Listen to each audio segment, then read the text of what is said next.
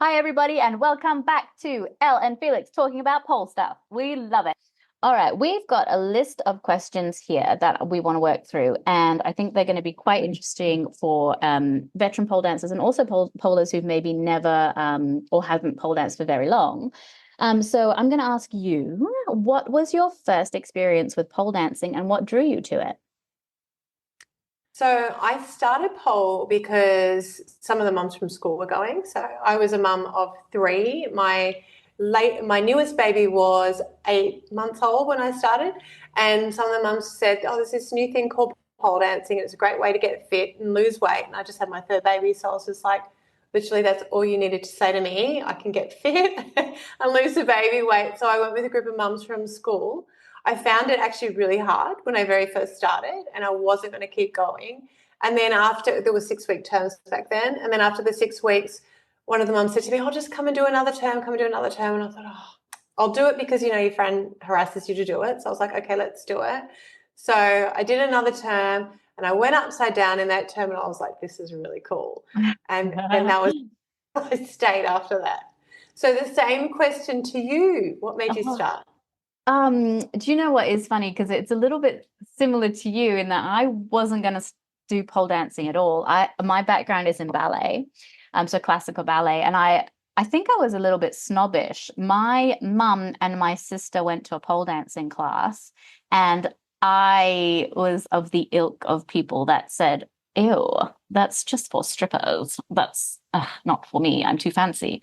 And my mum actually said to me, "You need to open up your mind. You'd actually really enjoy it," because I had just stopped dancing and I was at uni and I'd stopped dancing and was a bit sad about not doing ballet as a career. And it swapped over to doing some academic things. And then I realized my mom was actually cooler than me, so I had to now try pole dancing. And I wanted to do a trial class like my mom and my sister had done, like just a one-off. But they informed me that that trial class was a one-off, and I had to enroll for an 8 week term. And I was like, ugh, fine. So I did it kind of, yeah, spitefully. And then after my first, I think it was even just after the warm up, I was like, heels and everything. So yeah, it was really just to be cool like my mom. You actually But must have a really cool. she's very cool. She's very sweet and very cool. I wanted to ask you something about your pole dancing thing. Oh no, I was just gonna say, isn't that so funny? If you had not gone back to that second term, there would be no APC. There would be no like that whole huge massive thing that is APC and the Pole Expo wouldn't be there.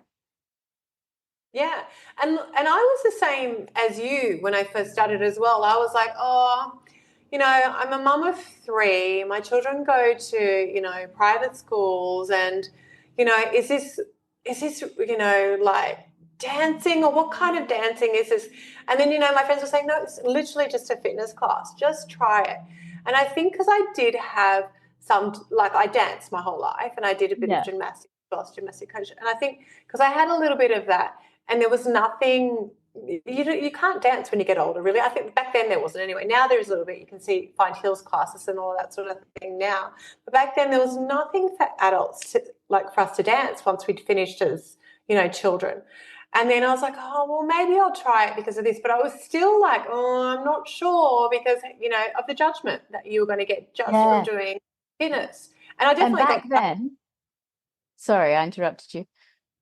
No, I definitely was judged. Like some of the mums from school were like, "Oh, they're doing pole dancing," and one of my husband's like cousins' wives wouldn't speak to me because I was doing pole dancing. No Like, way. yeah, they're not You speaking know, to back then it was so judgmental, the whole like of society, and it is still a little bit now. Like you do get the few ignorant people, but back then it was crazy how judgmental people were, and also like just how they would put it down before they even knew what it was. It's really nuts. Now I think we have the advantage of social media, so people are able to just see. And I think back then we used to go, no, just look, this is what it is. It's not what you yeah, think it is. It was so hard. People just used to be so convinced without even knowing what it was. And we had to do so. I remember you were there back in the day. We had to do so much work just to get people to like really appreciate what it was that we were doing. Um, but you know what, you said something really interesting, and it did really hit the nail on the head. I think that as adults, there wasn't any way for us to carry on dancing, and for like people like you and I had always been dancing all of our lives. Once you got like out of school or past a certain age, there wasn't a place to dance really, and pole dancing I think really offered that like adult feminine way of moving, for me anyway, certainly. And now it's so much more than that now. I think in when we first started, it was predominantly female driven, for sure. Yeah. And we had to try to show people what we did and explain, oh, no, I'm doing this and it's a fitness class. And I remember showing some of the mums from school. We went out to dinner with a group of the mums from school, and they were like, oh, we heard that you do pole dancing. I'm like, yeah, I do. Look, this is what it is. And I was showing them, the tricks, splits on the pole or whatever. And one of the mums said to me, oh, now look at us showing off. And I was like, you can't win. You can't win, can you? Can't win. Do you know what I thought was a really like pivotal moment? Because even my parents, especially my dad, because he is like a quite traditional Asian man. He's a doctor, and we were supposed to, all of us or kids were supposed to, go to school, go to uni, get a job, be like a doctor or a scientist or something. And I remember it was really difficult for him to sort of understand how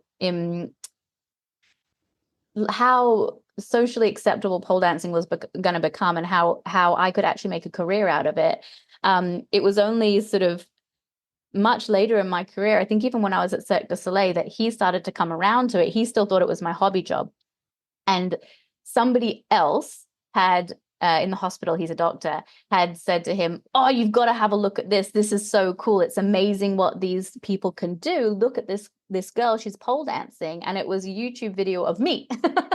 And he was like, oh, that's my daughter, and it wasn't until like somebody else had told him that it was legitimate that he sort of started believing it. Because me saying to my dad, it's like, there's some people you just can't convince. Yeah. But like after that, the support from definitely my parents and family got more and more and bigger as pole dancing grew and became more and more mainstream. Well, it would have been, especially when you hit Cirque, like that's unbelievable. He was probably eating some words then. Well, I think yes and no, because the first Cirque show that I went to was Humanity, which was a topless show. So it was still like a little bit taboo. Do you know what I mean? Like it wasn't mainstream. But the second show that I did was all ages, and I kept my top on. So that was He would a have been real happy job. about that. Yeah. But I think even then, like I think my dad, just being so traditional, wouldn't have thought that working for the circus was a real job. And from like going down from his generations and generations of just like real inverted commas jobs, So it was hard for him to understand that performing is a vocation, an actual job. And how is he now about it? Oh, he's so great. He is so great. And he's always asking like, how are the comps and how is this going? And like he sort of knows all the lingo now, and so super duper supportive now. And even like towards the end, like they came and watched the show and everything. So it was really they've come full circle, I would say. Yeah, that's nice. Yeah. My dad was he was supportive from the start. Like I didn't tell him I was doing it, and then I got my husband to put a pole up in the house, and he came over to look after the kids, to babysit the kids. I probably was going to pole actually. And he came over to babysit the kids, and he was like, what is this? And I said, it's a pole, Dad. It's kind of like a fireman's pole, but I do tricks on it. It's like for fitness. And he was like, oh, give me a try. And he went straight to the pole. Yeah.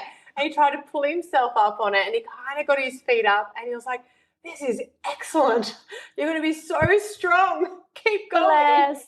That's so cute. Yeah. Oh, that's so sweet. Yeah. And then I would show him things. I'd show him the photos and the videos, and he was like, that's amazing. That's amazing. What a great daddy. Oh, that's awesome. That is little awesome. Croatian man. Oh, cutie on the pole. The next question I wanted to ask you is how has pole dancing shaped who you are today, both personally and professionally? So it has completely changed my life. When I went in to do that first class, I didn't think anything of it. I just thought I was doing a class like a Pilates class or something like that. But my whole world has changed because of it. Like my career is pole, my life is pole, my my business is pole, and my friends are pole. So most of my friends come from pole, like really good close friends, and it's just completely changed everything I do. Like who would have thought when I went into that class so many years ago, I would be doing what I am doing now? Even, opening all of these studios, like I had no intention of even teaching, let alone opening all these studios. So it's completely changed. Like my whole world revolves around pole. And then I have the family as well. So, it's good. I love it. It's what a cool thing to be able to go to a job and work in something that you absolutely love doing every single day. That's the biggest thing for me. So, what about you? Same question to you. Yeah, actually, as you were speaking, it was sort of sparking things in my brain that I hadn't thought about. But it's the same as you. My very closest friends I've met through pole dancing and or performing. Like I have like few very close friends, and they've all come through pole dancing.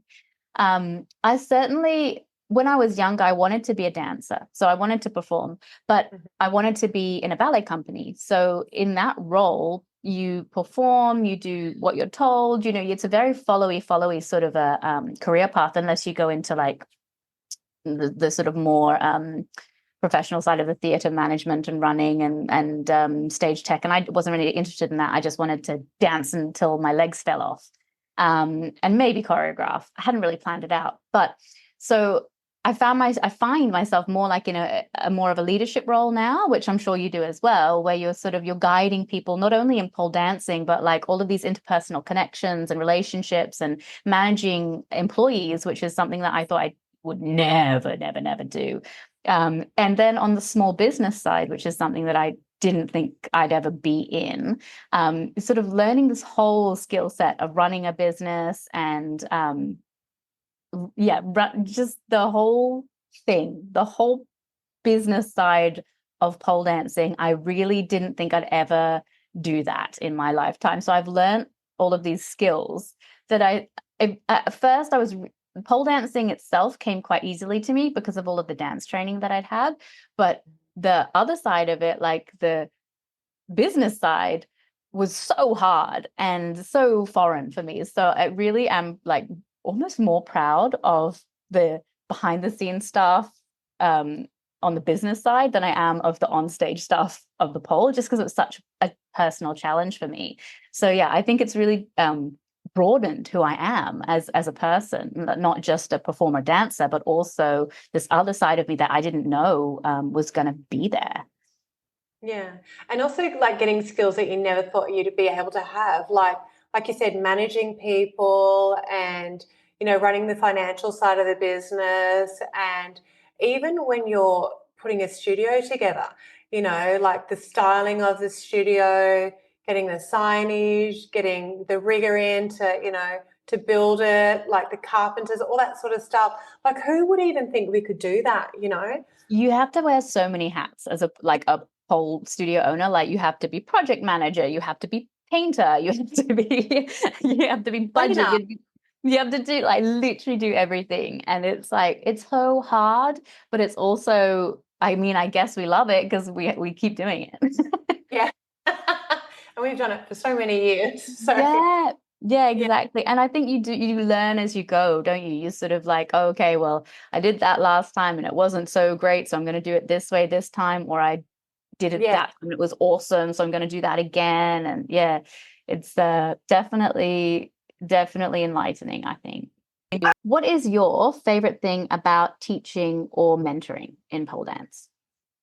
Probably my favorite thing about pole is teaching. Like I love teaching and I love coaching and I love all levels of it. So it's so great when students get tricks or get a move, a dance move, even a body roll that they're like, oh no, I can't do that, Elle, I can't do that. And then they finally get it and they're jumping up and down and high-fiving Yeah. everyone and everyone in the class is screaming for them. So I think it comes down to, as an adult, learning something that you feel good about yourself Mm. and learning something new and learning something that you may have thought that you would never be able to do. And then after, doing it for a certain period of time, finding yourself becoming really strong, finding yourself becoming more flexible, finding body confidence, because I think that's a really, really big thing in pole, and people don't actually know that when they first come in. We have so many of our girls, and even me, most of us, I think, came in, like I went into pole classes and I would wear tracksuit pants. And there's absolutely no way on this planet that I was wearing a pair of shorts. And then I would just roll my tracksuit pants up so they went above my knee. So I had the grip of the back of my knee. And I was like that for months and months. It was no shorts were being purchased. And then I moved, no. And then I moved up a level and I was like, oh, I'm hanging upside down now. It's really hard to roll my tracksuit pants continuously. And it just doesn't really work. So I bought like a longer pair of shorts and I was like, oh, okay, and that was real skimpy for me, these longer pairs of shorts. I was like, oh, should I be wearing these shorts? How old was I? I was 37 when I started. So I'm like, oh, I'm almost 40. Should I be wearing these shorts? A baby, a Yeah. tiny baby. Yeah. Well, compared to now, yes. So, and then, so the body confidence. So what I love about teaching is seeing people feel comfortable in their own skin, seeing people walk in and knowing that place that we've provided for them, and me teaching them is their happy place. Yeah. I said to some of my students the other day, oh, you're my favorite class. And one of the girls said to me a week later, she goes, when you told us that we were your favorite class, I think we all got better after Oh, that. And I'm like, oh, it's so nice. And just even things like, you can be doing the simplest trick, but because you're teaching it, they just look at you in awe and say to you, oh, you're so good at this, you're so amazing. And it's a nice feeling as a teacher. And I know that they love it too, and we say the same thing back to them.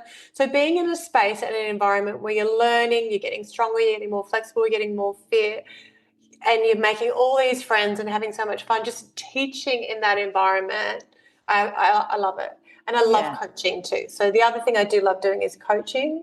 I coach a lot of people for competitions. And I think it's, when you do quite often do a competition yourself, you have tunnel vision and you know what you can Mhm. do and you know what you want to do. But having an outsider look in, especially I guess from a judging point of view, like I can see a lot of things really quickly, what they need to fix, and just being able to help them, and some minor things, being able to change their routine, and them going, wow, I never thought of it like that, or wow, that made such a huge difference. This tiny thing you just told me made such a huge difference to the way the whole piece looks. Or them not having an idea, and then we're brainstorming ideas, but them to come up with something that they own, that's that they love. Like I think that's a big thing that I love, and I love seeing them perform it on stage, and I'm like, it's like their stage mom, and Yeah. fingers crossed and making hoping they're doing the best. It's actually really nerve-wracking as a stage It is, mom. your heart is like tic, tic, tic, tic, tic, tic, tic, Yeah, tic. And then yeah, when you're watching them and you have to let go of that control, don't you? And be like, yeah. I zip it, know. don't say anything. I know, and it's really funny though, because I mean, if there was a camera on me when my girls were performing, God knows what, I'd be like, that. Do you remember that Hayley Lewis when her son was swimming and she was going like this? That's me internally, because I'm usually at the judges' table trying not Yeah, to trying make to a like face. not do the choreography as well. Yeah, You're yeah, like, yeah, yeah. And, or if they miss something, I'm like, it's okay, it's yeah, okay. yeah, yeah, yeah. Just keep you know, going, just keep going. You got this, you yeah, got this. Internal monologue. yeah, I find myself doing that with sort of, because I don't coach very much. I'm a bit time poor right now, but whenever I see someone on stage, I have like this sort of, I think I'm a stage mama for anybody on stage. I just feel so proud of our like community being on stage. I love watching people perform, and I love watching people perform pole dancing. And so I feel really grateful, I guess, to be able to watch just these incredible dances that we've got coming up. It's like it's such a privilege. Um, yeah. And the camaraderie as well, I think you touched on as well, like just that having that like that class camaraderie, and just like it's such a nice environment, it's such a nice thing to be part of. Just that really super positive, yeah, everything. It's really lovely. Yeah, definitely.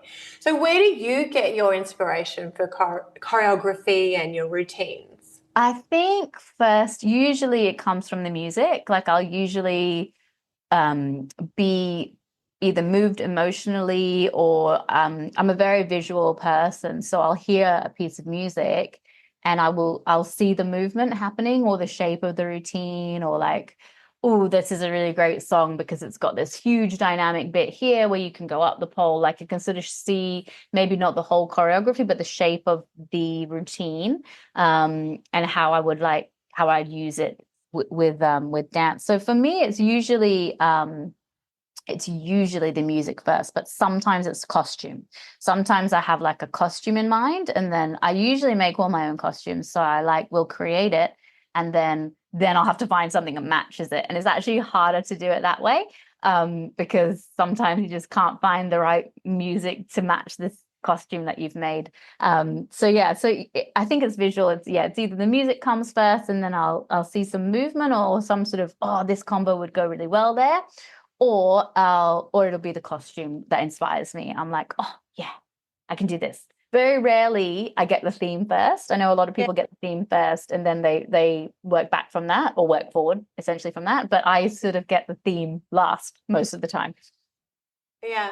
Yeah, I was wondering about that because when I do coach, we normally go theme first. Yeah. And And then when I coach as well, I usually start theme first because it makes more sense for sure that way. yeah. It's much less abstract, but I guess when I'm doing my own thing, I'm not sure. I've tried to do theme first, and then I just get a bit lost, like nothing kind of fits nicely. I don't think I've ever stuck with a theme. Like I feel like even if I've started with a theme, it it's just migrated into something else, and it's been more the influence of the music and the costume that's made the thing at the end anyway. So yeah, for myself personally, theme first doesn't work, but for most of the people that I work with, it's theme first. What's your favorite ever routine that you've done? Oh, do you know what's so funny? I can't watch my own routines. I can't watch them. I get like a bit cringy. What about that you loved performing, even if you haven't watched it? Well, this like a song.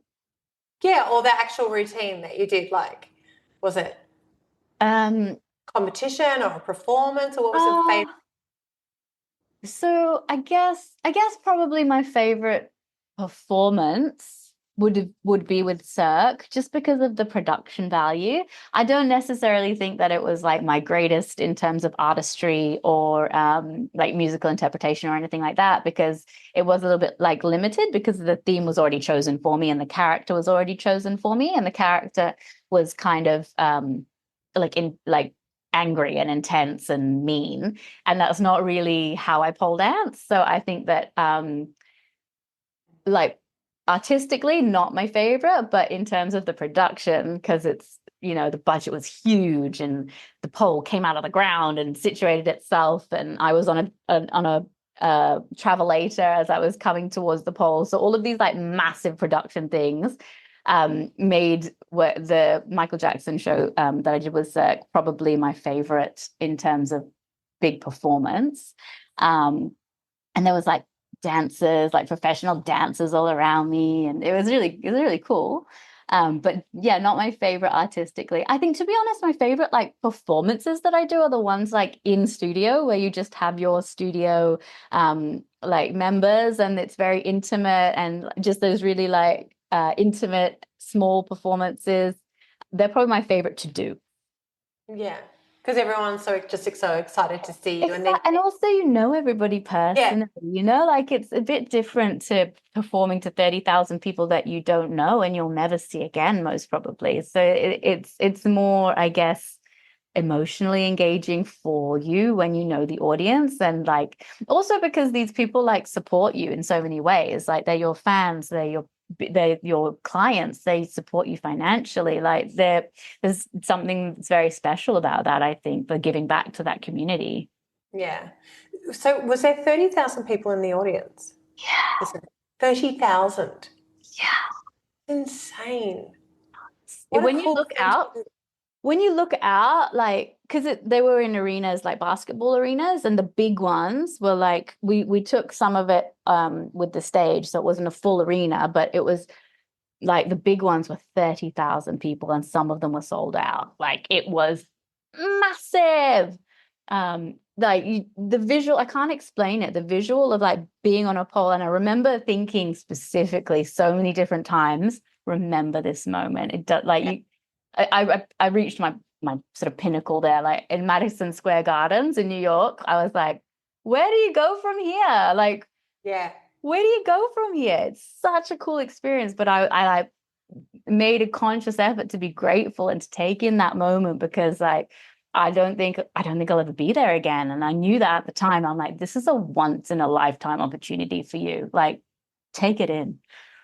How did you feel walking out to an audience like that? The first time, it's super surreal. Like it's really, really surreal. And you work up to it, like so As Humanity, which is the show I was in before, I think was 600 people. I'll have to double check. I can't remember. It was nowhere near the hugeness of an arena tour. But the first time is just awe-inspiring. You can't really see anything because of the lights. And also everyone's so far away. Like, there's people that look like this, like a pinprick, tiny. Yeah.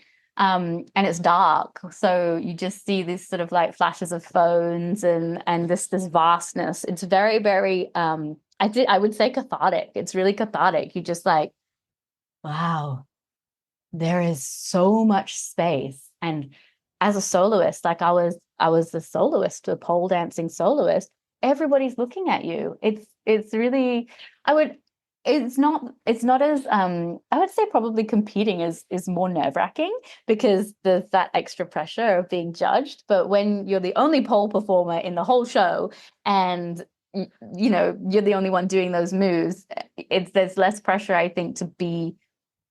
I know there's less pressure than if you're in a competition compared to other pole dancers, but at the same time, it's just a different experience. I think it was every single time, my heart was racing. Like I never ever Yeah. got over it. I never got used to it. I was like, there are so many people, but yeah, I don't know. It's just really cool. It's a really cool experience.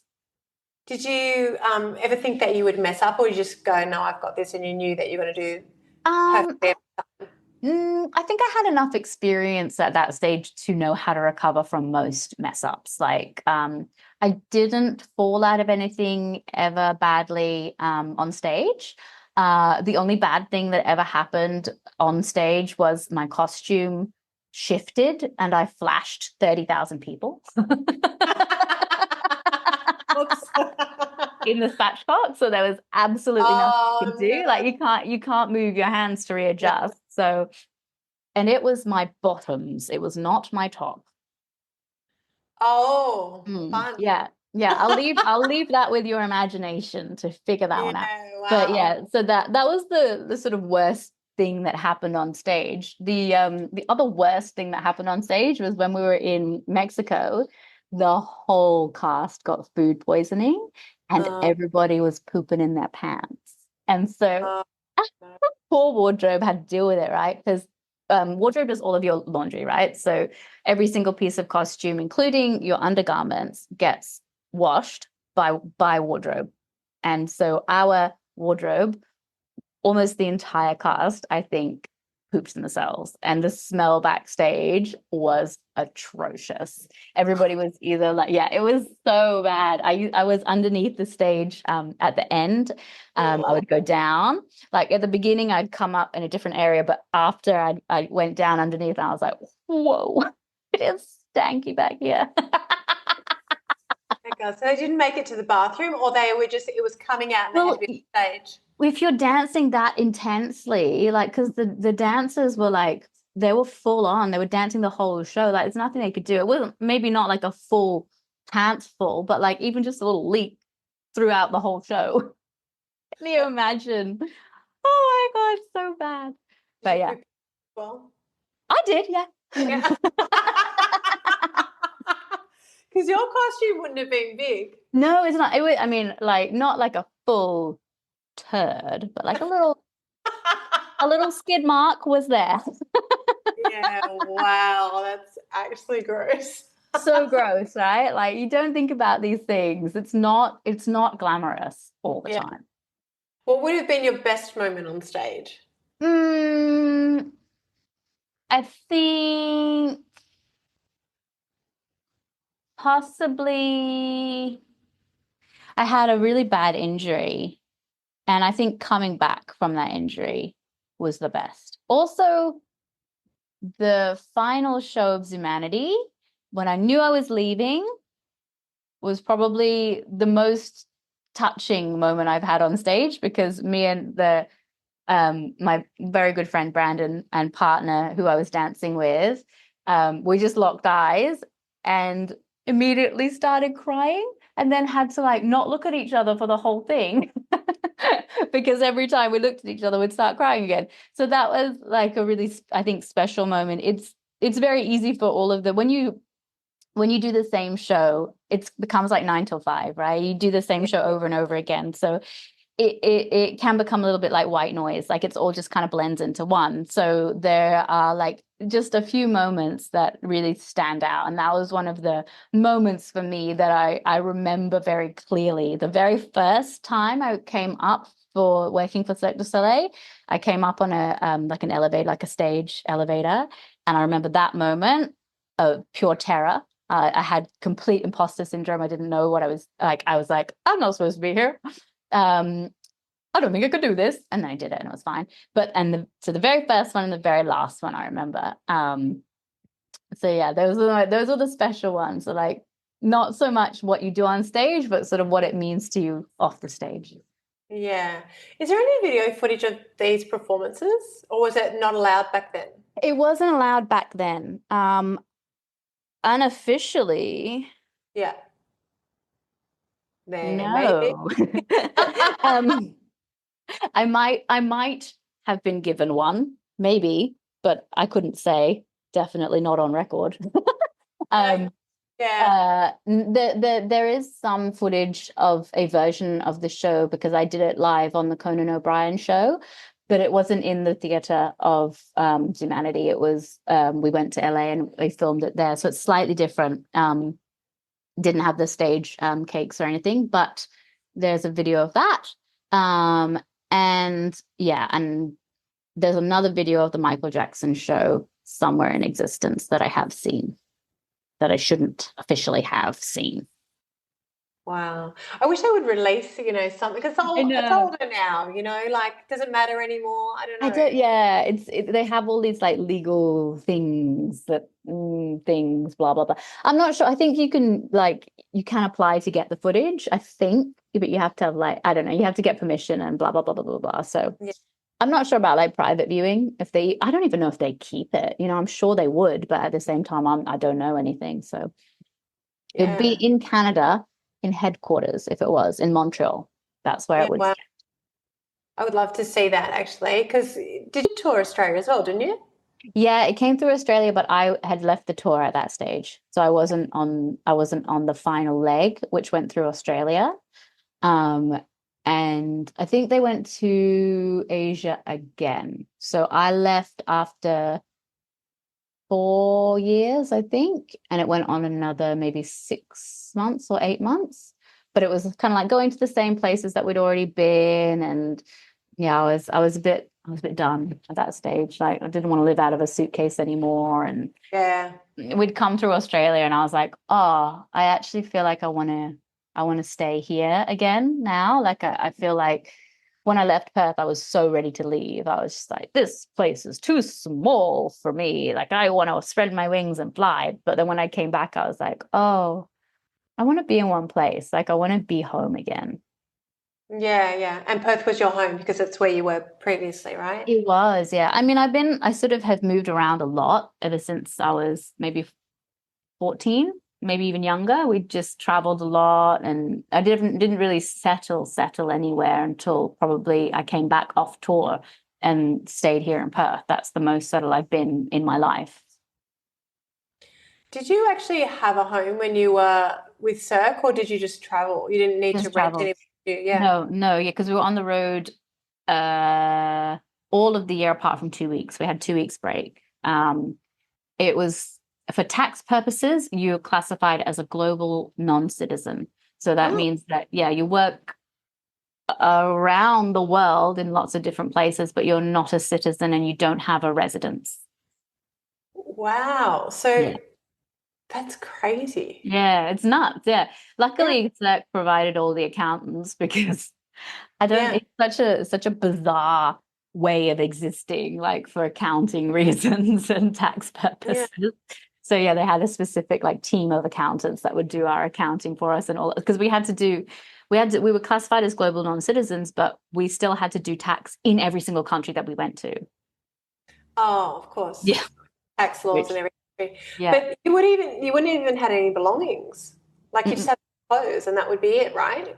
Yeah, two big So suitcases. That was it. did you sell everything or did you have anything? I got rid of everything and then I just put what I didn't want to sell in storage, like in a storage unit. So, Um, but yeah, for the most part, I just got rid of everything. well, you don't need it. I guess you didn't need it for years, did you? No, for 4 years. And then like after that, everything that I had in the storage unit anyway, I like just threw away because I came back to Australia. I was like, well, I just stored that for 4 years for no reason.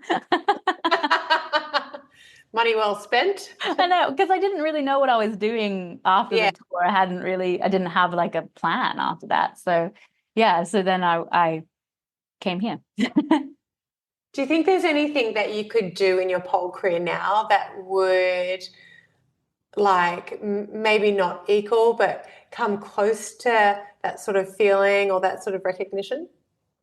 You mean of like being in front of that big of an audience? Or anything, like even something different, like creating something new or, you know, something innovative or something that people haven't seen or within, the Gosh. industry. I mean, it's hard, isn't it, to do something that hasn't been done before.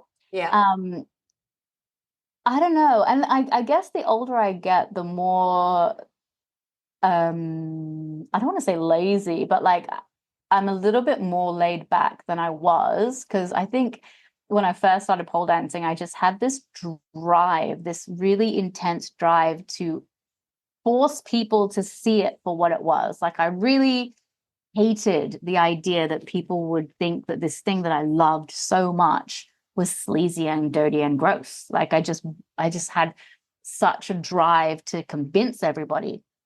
And I feel like I know it wasn't just me, but I feel like I've done it.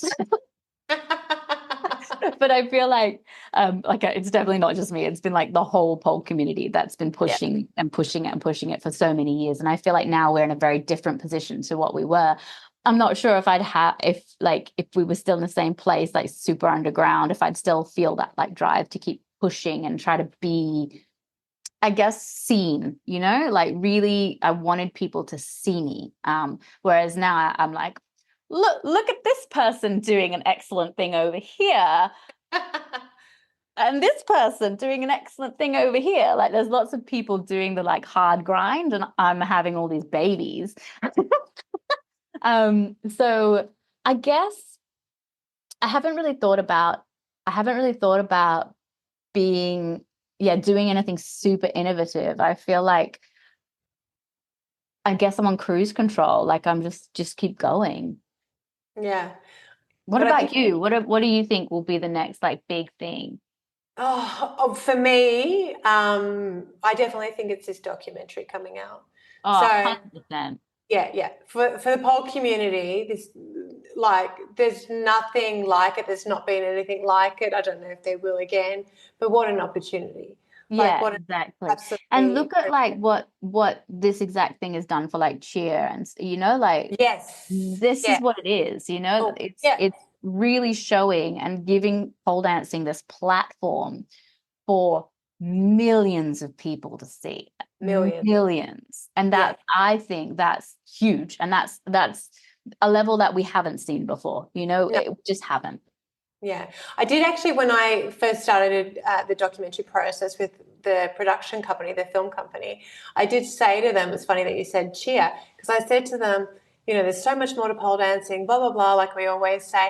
And I said, I envision this to be something like the cheer documentary or the fittest on earth documentary. I want people to see the side of us, the Yeah, actual, the athletes, these yeah, girls, how hard, and guys, and theys, and how everyone. and theys, everyone. So how hard they train, what they put into this, how hard they work for it, and what they have to go through to get on that stage, and then the performance on that stage. So just the fact that we can film this and we can film behind the scenes and the pole world in general, like, because people still don't really understand, like, our friends and family do, and I think there's a lot of people that are starting to, but it was a fitness fad when it first came out. Everyone thought it was a fitness fad, And you that know. it would just phase out and fizzle Yeah, out. Yeah. yeah. So to show to like you said, millions and millions of people what we actually do and who we really are, and not just a one side of it. Like what an opportunity for Yeah. It's sport. such an incredible opportunity. And I think so great for our community. Like, just, I really feel like the more exposure it gets, like the better it is for everyone, like, because I think that sparking that interest and sparking that curiosity is really, it's fundamental in the longevity of our community. Like we need new blood, we need new people to be interested, we need all of these different facets of people, like, and styles and everything to come in and help us to grow this thing, because it's come this far. Imagine where we're going to be in 10 years. Yeah, yeah. And I think once it is more mainstream and people see what it is and they're more accepting of it, it will only get bigger. Yeah. And they'll see what we love about it.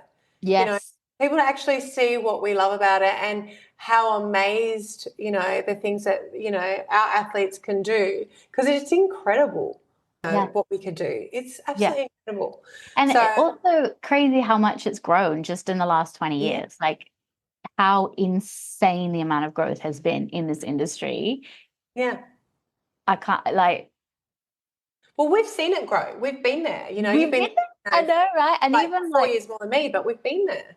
and I think, to be honest, like it only really started kicking off maybe 5 years before I started. Like, I mean, correct me if I'm wrong, everyone, but I don't know that more than 30 years there was a pole dancing studio. Like maybe people teaching each other in strip clubs and stuff like that, but an actual like pole dancing studio where there were structured classes, I don't think that it would. 2004, wasn't it? It was 2004. In Australia or in the Yeah, world. but even I guess in the States, because I believe Fornia was the one I to think do it was Borneo who opened the first one, yeah, but it. I'm not sure. Like I'd have to brush up on my pole history. I don't Yeah, I I think don't know for sure. I definitely remember speaking to Fornia about it when we were judging together once, Yeah. but I think it was a very similar time. Like it might have Because been. Borneo, I think, started with DVDs, didn't she? She started with her DVD with the Yeah, DVDs, and after that started the studio. I'm almost 100% sure she was one of the first, if not the first. yeah, yeah. And then Australia. And So Australia was what, 2005? yeah, I think so. Yeah, 2004, 2005. It was something like that. It was all very similar timing. Yeah, it Like happened. within a Yeah, year of each other sort of thing, I think. yeah, So that's like when you were around 20 years ago. yeah, yeah. I started end of 2005, beginning 2006. Yeah. Yeah. So you've seen most of the growth. Oh my gosh, I I know. think I probably noticed personally the majority of the growth. I think it was really sort of slow uptake until, from what I remember, 2015, 2016, then I think a lot of new studios came along, a lot Mm, of new studios opened, all the way up into 2019. At 2019, I think we were at our peak. Like, I think there was right, just, right before COVID. yeah, right before COVID. I remember 2019 and I ran, and you were there, you were a guest performer in the Yeah. Australian Pole Championships that year. Yeah. And I don't know if you remember, but there would have been, 700, 800 people in that audience. There were That was buttloads. massive. It was like standing room only. Like we Yeah. completely sold out. It was Yeah. literally standing room only. And then Expo for us that year, I think we had 250 participants in Expo that year. That's amazing. And we had them from everywhere. We had them from Asia, we had them from New Zealand, we had people Yeah. coming from Do you everywhere. know, people used to travel more for pole as well, didn't they? I think now, I guess what COVID did for us, which I don't think is a great thing, but we figured out how to like train on Zoom, right? Yeah. Online. So, and I think that now less people travel for pole events. Yeah, they do. I agree with you, definitely. But I also think there's a lot now. Like they're never somebody Yeah. running a new competition every weekend. That's true. That's true. I I think, yeah, it's really hard as well, especially I think for the like longer standing ones, when you have all these new things crop up, I think people especially they want to they're curious, so they'll go and yeah, look, but it all is kind of competition. And then when you have so many coming up, I don't think anybody would go to every single one, or you'd have to be like pretty diehard to go to every single one. So it does affect, I think it does affect definitely everybody when there's too many live yeah. comps, I think, or live events. I think a lot come and go as well because it is like you and I both know how hard it is to run a competition. It is hard, Mm. really hard. It's really time consuming. It's exhausting It's mentally, expensive physically. as well. Like ever, So expensive. yeah, especially after COVID, things went up even more. Like Yeah. it's difficult. It's difficult to run. Yeah. Well, I think, look, the average theatre is between, and I run them all around the entire country. So a really, really cheap theatre for me would be about 7,000 Yeah, and an expensive one would be about 20,000. yeah, So there's just that outlay to start with. Rigging, a really cheap rigging would be about 3,500 and expensive rigging would be about 14,000. So depending on who you're getting and the yeah. rigging that you're doing. And then on Well, you've done rigging. Oh, then you sometimes is included in the venue, but a lot of times isn't. But you have to have staff on yeah, that you pay as well. yeah, Plus all the time it takes you outside of like not just on the day costs. So those are just on the day costs, but there's additional charges on the day costs. If you're running on a Sunday, it's like yeah. twice as expensive. If you sometimes you have to be that you get fined for noise, weirdly. But then there's all the time that it takes you that you like if you're running it yourself, you don't get paid for, and you're still taking that time out of your day to do it. And then, on top of that, you've got the tech stuff as well that Yeah. you have to pay. So you've got sound and lighting, and then photography, videography, if you end up putting those Videography. in, Yeah, that's a yep, cost. yep. And for me, I travel with my crew. So I take my national crew with me wherever I Yes. go. So if I'm running, a competition in Queensland or, Victoria or wherever, like I have to take my crew with me. So you're paying for all of their flights, Yeah. all of their accommodation, food. It adds up. So people, I think, when they're starting a new competition, if you're doing it in your own state, it's not so bad. Yeah. Because you often will have, people there, crew there to help you. So it's a little bit easier, but it doesn't make the theatre costs any less or the So lighting costs or anything like that. I've had people say to me, like, I had a studio ring me up and say, oh, Elle, we've gone to this theatre that you used to use a lot. And we thought initially it sounded cheap because they said the day rate was this, but then we didn't factor in all this cost. And they're like, oh my God, it's so expensive. And I'm like, it yeah, is. It's I know. very expensive. It's And a lot really, of times you have to pay up front. You can't like wait yes. until you've got the ticket sales or whatever. You have to pay it out of your pocket and then hope that you make it up in ticket sales. Yeah. And then you're counting the tickets as Yeah. just You're selling. like watching I it. think we've covered the rigging now. All Yeah. right, we're Yeah. almost covered the theatre costs. So Yeah. yeah, Covered yeah. your flight, Sal. Like you're just Yeah. watching it tick, tick, tick. Ah, covered accommodation, tick, tick, Love tick. that. Yeah, Yeah. it's a big chunk before you're in like in the black, isn't it? Before you're making profit. And and even when we do make profit, I don't feel like it's a huge amount because for me, I do like two comps every year. Um, and if you spread that cost like over 6 months or over a year, it's not that much. It's like an extra $200 a week or something. You know, it's not that much. Look, if anyone's thinking of running a comp and thinking, they're looking around at comps and think there's all these audience members, I think I can make money out of this, think again.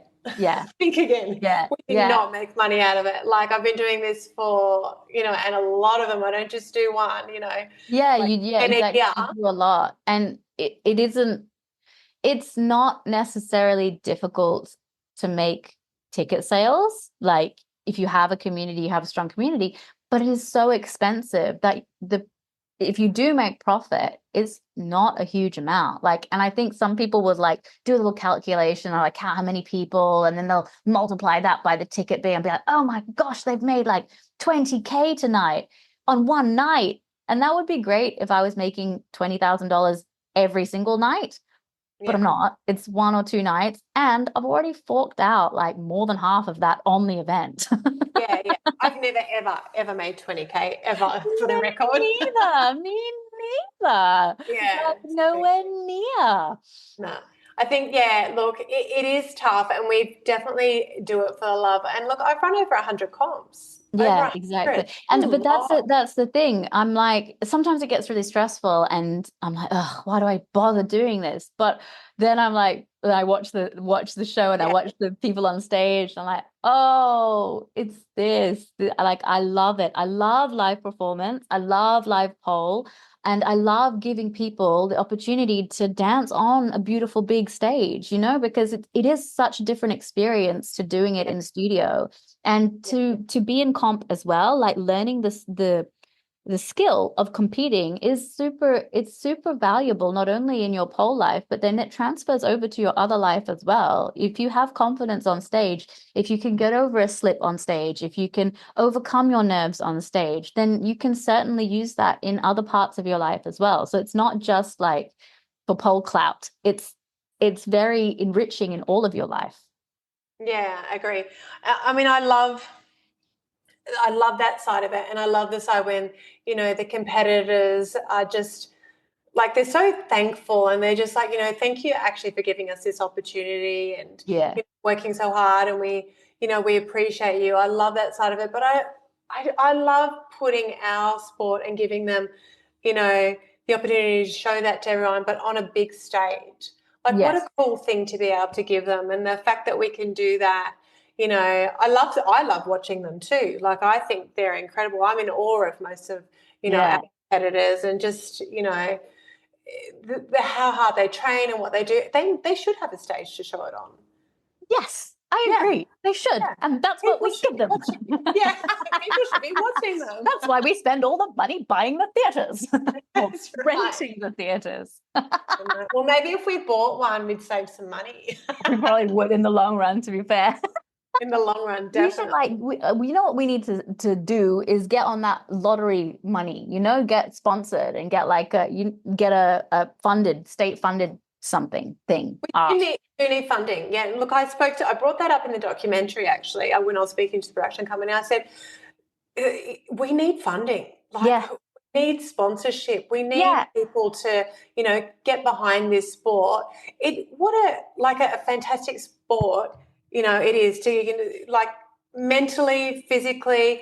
It's just such a, an amazing sport. We should have, sponsorship and funding for it. I agree. And I feel like the only reason look at like skateboarding and all of those undergroundy things, even breakdancing, they've got sponsorship funding stuff. Why don't we? Look what they did at the Olympics. Yeah. Why? Like, I don't know how you feel. Was it the worm or the kangaroo? I'm all about it. Do you know what? I am all about it. I have gone on a roller coaster ride with, what's her name? Rachel Ray? No. Raygun, yeah. Raygun. I've gone on a roller coaster because first I was like, what? And now I have to say, for no good reason, she's won me over and I love her. Really? I don't know why. I'm like, you know what? Pop off. You do your little, yes, own it. Okay. I kind of feel like she's Delulu. She's definitely Delulu. I bet she has sponsorship though and funding.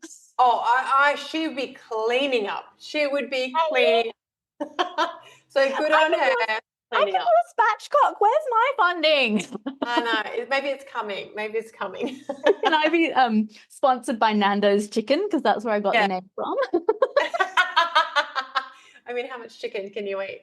I actually do I think, don't like chicken. oh, well, it's no good then. That's But I do probably think that we will get sponsorship. Like, I think that it is coming. Like, I really do. it seems like the logical next step, doesn't it? Yeah. Like and like going back to what we said, there's been so much growth in such a short period of time. And I don't necessarily think that maybe big commercial industry has sort of seen the benefit of us yet. And I feel like, yeah, I think it will come. I think that we are influential, and I think that our time will come. Yeah. With sponsorship, though, I do sort of think that we should also mention like how good the pole community is sponsoring. So, like in particular, I want to give a shout out to Tatiana. Yeah. She is, first of all, I love her sets. And Yeah. she sponsors every single one of our comps every year. Like, And what a how huge thing. lovely. But And like, Rachel yeah, from she does as well. Like every single year, you know what I mean? Like, within the pole community, there yeah, are some such gracious and yeah, really generous sponsors, people yeah, that genuinely believe in us yeah. and will help us. Yeah. And they're not like big, huge companies like a Nike or an Adidas or anything Yeah, like yeah, that. yeah. But, just the fact that they give back to the community, Yeah, to the competitors, like I think that's really great. So yeah.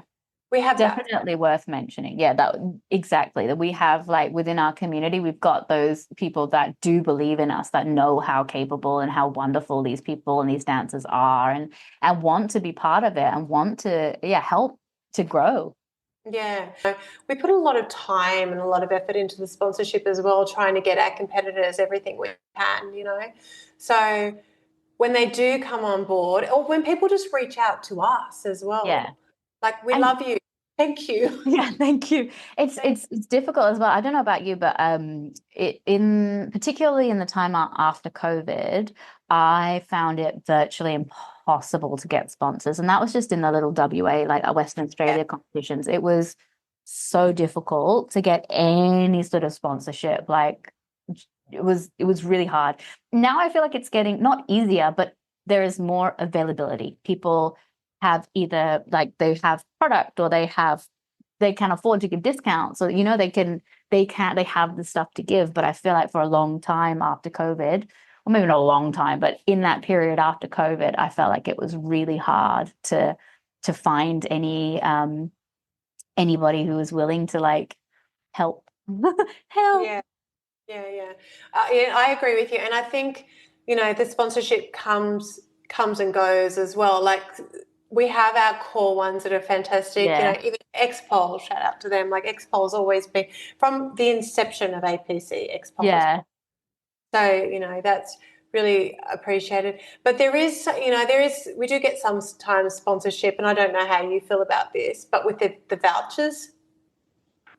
And I think it's hard with the vouchers because I think if you're giving somebody a 5% or a 10% voucher, you're asking them to buy your product rather than giving them anything. yeah, So I feel a little bit indifferent about that, giving that to the competitors, because it's like you're asking them to spend money. But if yeah, you're giving them a $50 voucher or something like that, or even a $20 voucher, something that you can actually afford, like you actually yeah. get something a little bit more, I guess, substantial. And yeah, I do think that sometimes, yeah, it's difficult both ways because you want to be gracious, but you Yeah. also don't want to just provide a free advertising platform. Do you know what I mean? Like there has to be an equal value, I think, with sponsorship. Like if you are going to offer something to these competitors or even to the audience, that like there has to be um an exchange of an equal value, I think. Yeah, no, I agree with that. So yeah, we're steering more towards giving the competitors, you know, like things that they can use that they don't need to spend their money and go Yeah. and get something. The Yeah. other I mean, thing, like having an actual thing in your hand is always yeah, good, doesn't it? yeah, Like you're like, an actual oh, look product what I is got, rather than a great. whole, Yeah, rather than a whole bag of papers, you know? Yes. Oh, look, Like, I've got, and sometimes even, I don't know about you, but sometimes people just email me through their artwork. And then I'm like, oh, well, now I have to print these vouchers. Like it's another job for me. I know, right? And then you give somebody a bag full of vouchers and they Yeah, just and want then it's a just a national bag of paper. title. It's like, And you're like, here you go. I could be more economical and also better for the planet if I just email this to you. Yeah. Well, well, that's what we've started doing. We Yeah. started emailing when they all get something. Yeah. But look, the other thing that we have done this year, which is the first year we've done that, I don't know why we didn't think about it sooner because it's a brilliant idea. But we've been asking the studios that where the competitors come from if they'd like to sponsor with, like $100 to the winner. And then that helps the winner get through to the national finals because it's a big cost for these competitors. Yeah. And to I think fly that's, out of state is a big expense on top of their costumes and yeah. their And also training.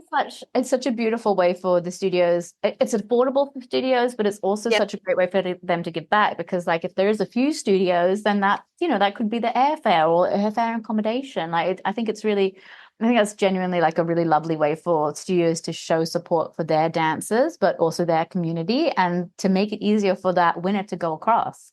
Yeah. So that is really great. So I think we're going to keep going with that in the coming years, but Yeah. also open it up to all studios, any studios. Yeah. Because it was just studios that had a competitor in there. But then I Yeah. had other studios saying, "Oh, Elle, I would have done that," and I'm like, "Oh, well, Oh, I yeah. wish I'd Thanks. thought about that Yeah, yeah, sooner." thank you for a great idea. Yeah. And yeah, it doesn't hurt to ask, does it? Like you can get a Yeah. no and that's fine, but you Yeah. might get a yes. Yeah, exactly. And I think it just helps the competitors that have, spent so much money. And it was also like a way of recognizing them because we certainly don't have a lot of money left after the comp, that's for Yeah. sure. So, Yeah, yeah. no, I think it's very nice. Thanks for tuning in to this episode of Pole Obsession. We love sharing our stories and insights with you.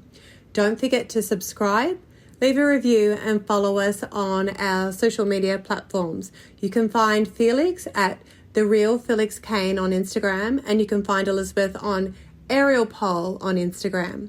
We'll see you next time and until then, keep polling.